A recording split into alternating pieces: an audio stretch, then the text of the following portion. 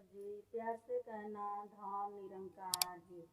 हे प्रभु तेरे माही माया पार जाने सगर जहनवा। हे प्रभु तेरी माही माया पार जाने सगर जहनवा। तू जग के पालनहारे सब है दाता तेरे सहारे।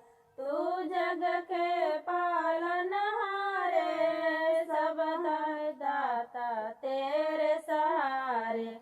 सबका स्वामी तू है दाता जितना है संसार। सबका स्वामी तू है दाता जितना भी है संसार। हे प्रभु तेरी माही